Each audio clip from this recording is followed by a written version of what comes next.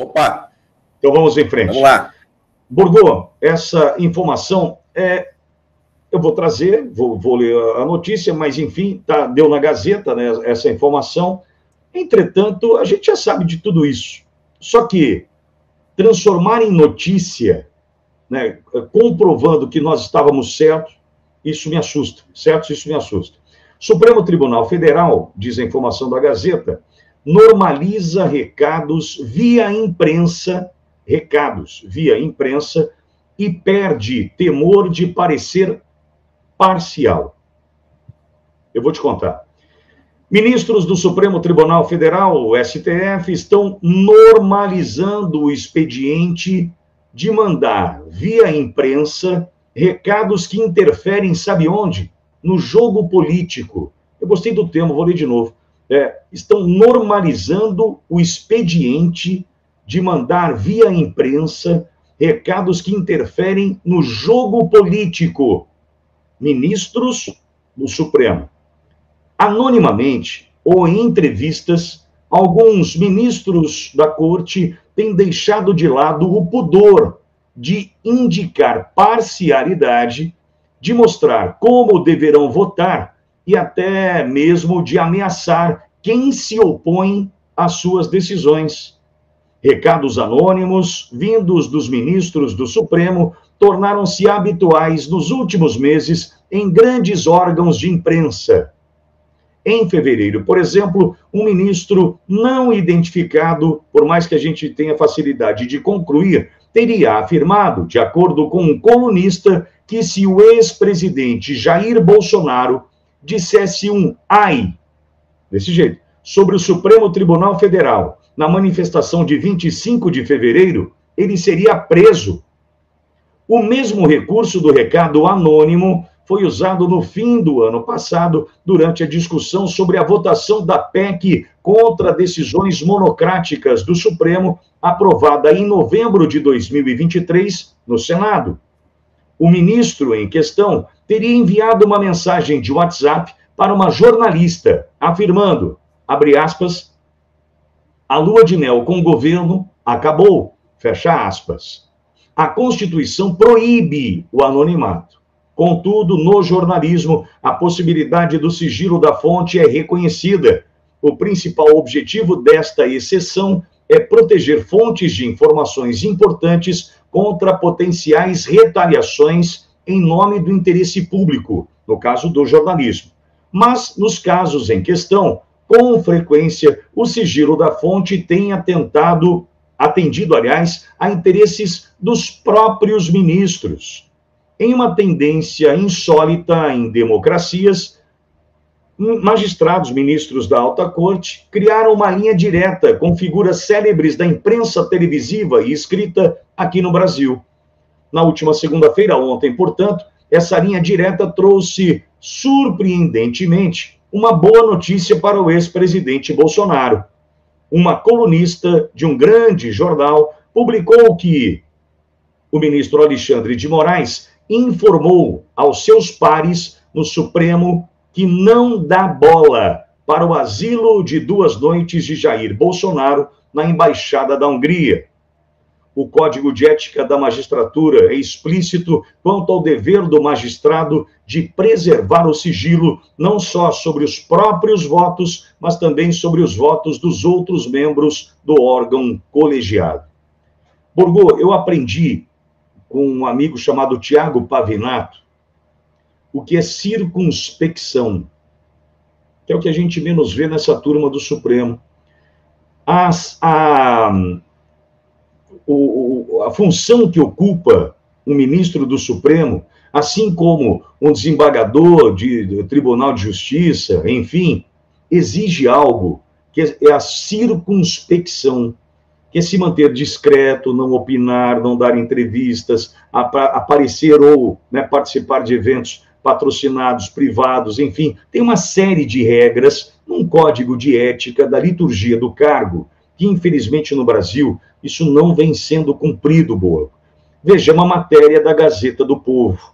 Se há uma matéria de um jornal respeitado como a Gazeta do Povo, apontando para isso, por mais que a gente já soubesse que isso de fato acontece, eles não estão nem aí de fato, inclusive para o juramento que fizeram quando assumiram a cadeira do Supremo. Boa.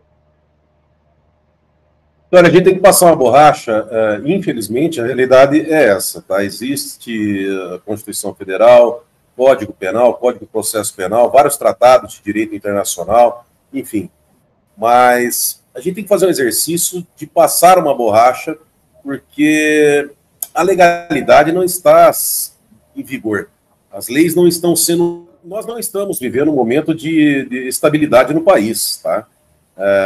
Não adianta a gente imaginar que as leis serão cumpridas, que o juiz falará nos autos, que a Constituição será cumprida, quando um presidente do Supremo Tribunal Federal, ele diz: nós acabamos com o bolsonarismo.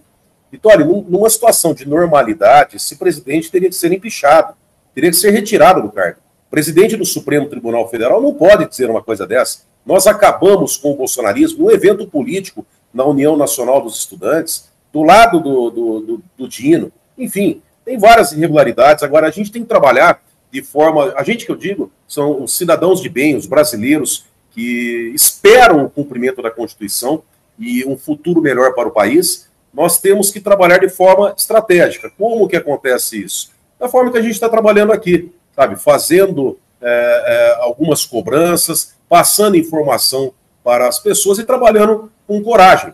O pastor Billy Graham, ele dizia que a coragem é contagiosa.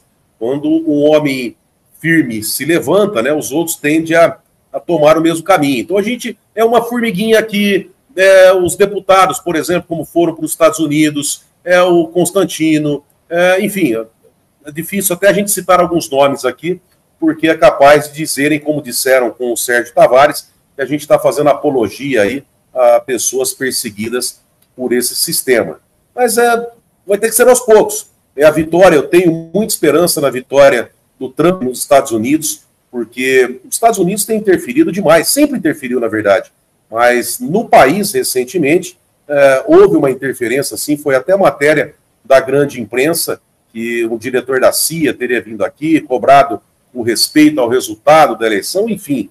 Então, eu acredito que, com a volta do Trump ao governo dos Estados Unidos, vai ter um reflexo muito grande aqui, e depois, em 2026, com a alteração do Senado Federal. Na outra eleição, o Brasil trocou 1/3 do Senado Federal e nós já pudemos sentir ali uma mudança. Imagina agora, com 2/3 do Senado, o impacto que não trará.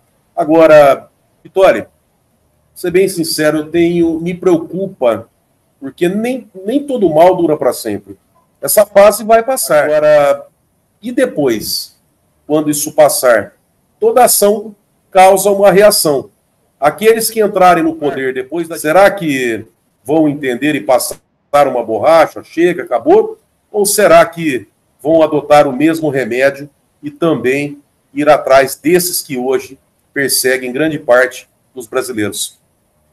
Sabe, Bogo, eu vou te confidenciar um negócio. Quando eu entendi lá atrás o que era um ministro legalista, né, eu queria que, na verdade, ele fosse além disso, fosse mais firme, mais contundente, às vezes até ultrapassando, encontrando brechas para isso, é claro, e sendo mais duro, mais rigoroso nas suas decisões. Quando hoje eu olho para o espelho e pergunto, será que eles um dia voltarão a ser legalistas? Simplesmente assim, eu já me daria por satisfeito, sabe, Bogo? E tem uma outra situação que a audiência talvez concorde comigo, né? Aliás, eu quero agradecer a audiência, hein? Só para ter uma ideia, está faltando agora 80 inscritos, e a gente vai bater essa meta. Mafê, vai me contando aí. 80 inscritos para 4.000 inscritos de ontem para hoje. Número inacreditável. Então, se você puder me ajudar, está faltando agora 80 inscritos, e é o presente que nós queremos entregar para o Pavinato, né? São 1 milhão de inscritos no canal do Pavinato, no YouTube. Então, se você puder, a Mafê está me dizendo aqui, faltando 80 inscritos agora, e já passamos, ou chegamos perto de 1.500 votos em nossa enquete. Te agradeço, deixa o like também. Bogo, o que eu queria comentar contigo é o seguinte, né? Será que, de fato, em algum momento ali atrás, a gente precisou usar a nossa liberdade? Por que eu digo isso? Desde a redemocratização e da promulgação da nova Constituição em outubro de 88, será que, de fato, em algum momento, nós precisamos usar da liberdade que temos, ou precisamos, de fato, ver as regras cumpridas? Porque nós vivemos de 88 para cá, final do governo Sarney, Collor, impeachment do Collor, Itamar, Fernando Henrique, Lula, Dilma, impeachment da Dilma, Temer, Bolsonaro e agora de volta quem está lá. Veja, em determinado momento até 2018, a gente precisou usar nossa liberdade para quê no Brasil? Para fazer um comentário que eles davam risada da nossa cara dos bastidores? Vou tentar ser mais claro. Quando eles colocavam a disputa entre Aécio e Dilma, voltando só ali a 2014, olha, Aécio é a liberdade, a libertação desse povo corrupto do petrolão que começava a Lava Jato ali e tal, e do outro lado, Dilma Rousseff. Eu posso imaginar nas lagostas, nos espumantes, nas reuniões, nos charutos, eu fico imaginando o quanto eles iam da nossa cara, pô. Porque eles ficavam assim, olha lá, os idiotas discutindo Aécio e Dilma, achando que tem liberdade, sendo que a gente tinha uma pseudo-liberdade, ao meu ver, e presos estávamos num cercado. É que a gente não conseguia ver o limite da cerca. Então a gente achava que estava tudo bem. Entretanto, Borgo, a gente nunca precisou, agora a gente está precisando e está vendo que não tem, usar da liberdade. Ao mesmo tempo, quando a gente fala de ministros do Supremo Tribunal Federal, a gente não sabia nem quem era. Talvez ali com Joaquim Barbosa no Mensalão, com a chegada da TV Justiça, que para mim foi, né, um divisor de águas para o mal, porque não é só a transparência que a gente deseja, não. A gente deseja também a discrição, a circunspecção, não deseja ver estrelas, popstars sentados ali. A gente quer ver quem defende a Constituição, prometeu fazer isso na sentada na cadeira ali, enfim. E hoje o que a gente está desejando, Borgo, é que seja cumprida a Constituição, só isso. A gente nunca precisou discutir isso antes. A gente nunca precisou usar da liberdade antes. Sob risco aqui estamos pedindo só para que a Constituição seja cumprida. Tempos diferentes, Borgo.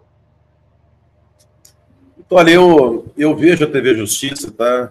Por mais que alguns ministros achem que são artistas de novela, que são, enfim, eles gostaram, né, do holofote, mas eu vejo como muito boa, acho que mais bom do que ruim, porque o brasileiro só está conseguindo ter noção do que é o Brasil mesmo, das entranhas do poder, graças a essa publicidade que está dando. Então nós estamos vendo quem que é o ministro que atua com determinados interesses, quantas brigas nós não vimos nas sessões do Supremo Tribunal Federal, ao ponto de um ministro falar para o outro que não tinha capanga, o outro falando que tinha que fechar seu escritório de advocacia, enfim, isso aí nós conseguimos ter a...